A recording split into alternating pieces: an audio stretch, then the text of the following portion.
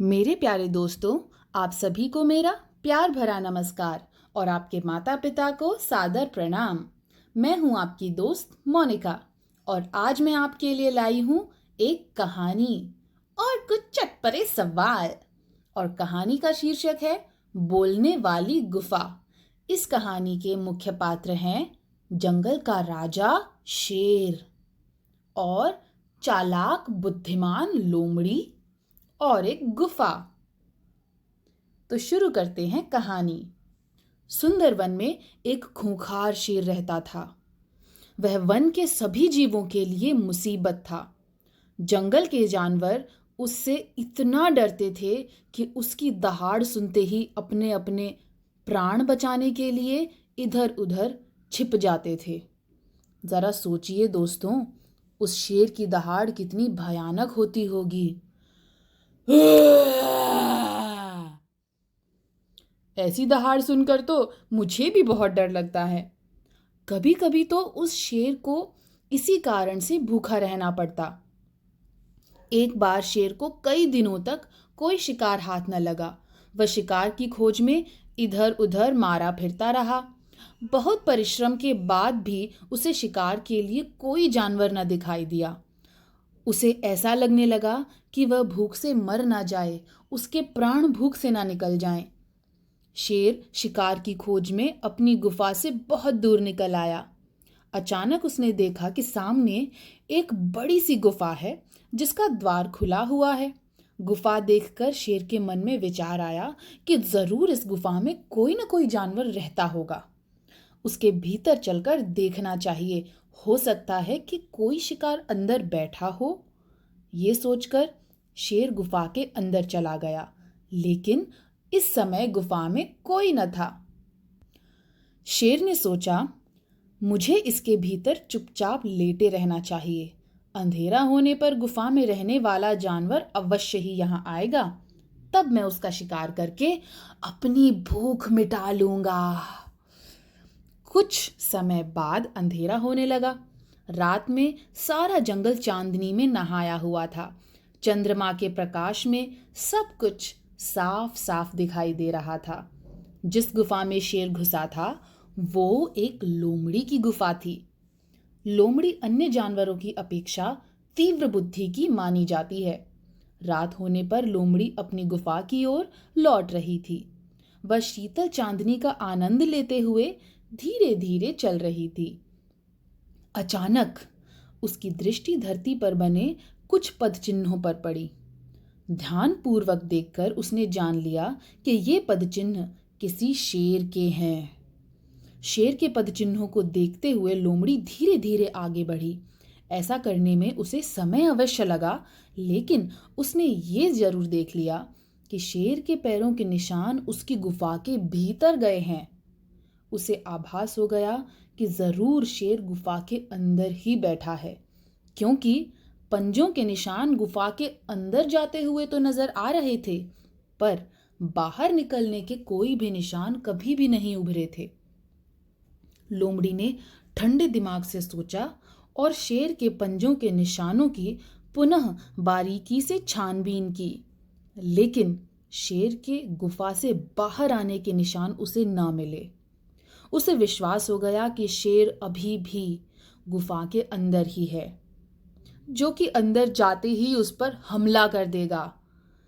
शेर अंदर है या नहीं, इस बात को पक्का करने के लिए उसने एक योजना बनाई।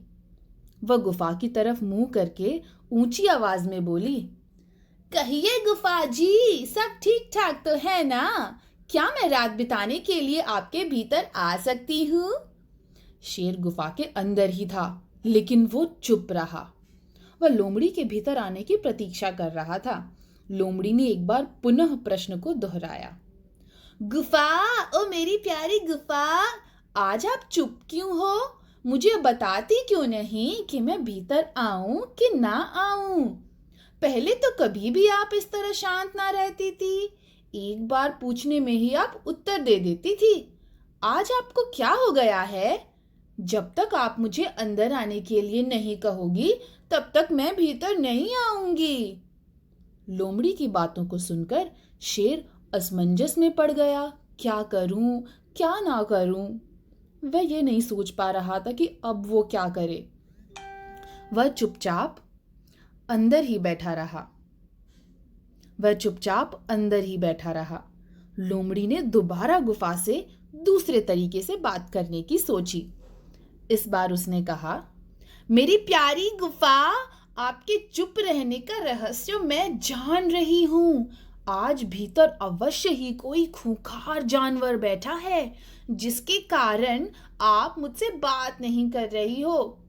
अच्छा, तो मैं चलती हूं। शेर को लगा कि शिकार हाथ से निकला ही निकला। वो तो गया।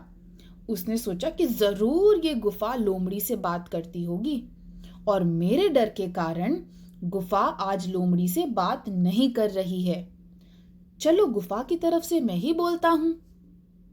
ये सोचकर शेर आवाज बदलकर बोला, अरे जरा रुको प्यारी लोमड़ी, मैं गहरी नींद में सो रही थी, इसलिए आपसे बात न कर सकी। अंदर सब ठीक ठाक है। आप बिना भय और संदेह के अंदर चली आओ। लोमड़ी की चाल सफल हुई। वो पहचान गई कि गुफा के अंदर से आने वाली आवाज शेर की ही बनावटी आवाज है। उसे पूरा विश्वास हो गया कि शेर अभी तक गुफा के भीतर ही बैठा है। जैसे एक शेर कभी घास नहीं खाता, उसी तरह गुफा भी कभी बोल नहीं सकती। हुजूर, आप आराम से रात भर मेरी गुफा में रहिए। शुभ रात्रि। ये कहकर लोमड़ी अपने प्राण बचाने के लिए सिर पर पांव रखकर वहां से भाग निकली, और आज भी शेर भूखा ही रह गया। तो दोस्तों, आपने सुनी चतुर लोमड़ी और बेवकूफ और भूखा शेर और बोलने वाली गुफा की कहानी। और अब हम आते हैं अपने चटपटे सवालों पर। लेकिन सवाल पूछने से पहले मैं आपसे ये भी पूछना चाहती हूँ कि आपको ये कहानी कैसी लगी? अच्छी लगी तो अपने दोस्तों के साथ ज़रूर साझा कीजिएगा। पहला चटपटा सवाल ये है कि क्या आपने कभी गीले पैरों के साथ घर में अंदर जाते हुए अपने पदचिन्हों को ध्यान से देखा है? नहीं देखा है तो करके देख लीजिए। पैर गीले कीजिए और सूखी जगह में चलकर देखिए तो आपके पदचिन्ह कैसे उभर कर आएंगे, और उसी रास्ते से वापस आइए गीले पैरों के साथ, तो आपके पदचिन्ह कैसे नजर आएंगे। जरा ध्यान दीजिएगा कि अंदर जाने वाले पदचिन्ह बाहर आने वाले पदचिन्हों से कैसे भिन्न दिखते हैं। दूसरा चटपटा सवाल है, हमारे शब्द जो मैं आपको लिखने के लिए देती हूं। तो पहला शब्द है खूंखार। खूंखार। क्या आपने लिख लिया है? असमंजस। असमंजस। असमंजस। मैं उम्मीद करती हूं आपने इस शब्द को लिख लिया होगा। तीव्र। तीव्र। अगला शब्द है बुद्धि। बुद्धि। मेरे मन में एक सवाल आया है कि तीव्र का मतलब तो होता है जल्दी जल्दी, तेज। जैसे कि मोहन बहुत तीव्रता से दौड़ता है। अब इसमें मोहन जब तीव्रता से दौड़ा तो वो एक जगह से दूसरी जगह गया। लेकिन जब हम तीव्र बुद्धि की बात कर रहे हैं तो वो बुद्धि तो हमारे शरीर के साथ ही रहती है। वो चलकर कहीं और चली थोड़ी जाती है। कि मान लो मेरी बुद्धि तीव्र है, तो क्या मेरी बुद्धि यानी कि मेरा दिमाग अभी तो मेरे सिर पर बैठा है, और अगर वो तीव्र बुद्धि है तो फिर वो बाद में उत्तर प्रदेश में, चेन्नई से चलकर उत्तर प्रदेश में आपके दिमाग पर जाकर बैठ जाएगी। सोचिए कि तीव्र बुद्धि से क्या मतलब है। अगला शब्द है आराम। आराम। आराम नहीं है दोस्तों, ध्यान से सुनकर लिखिए, आराम।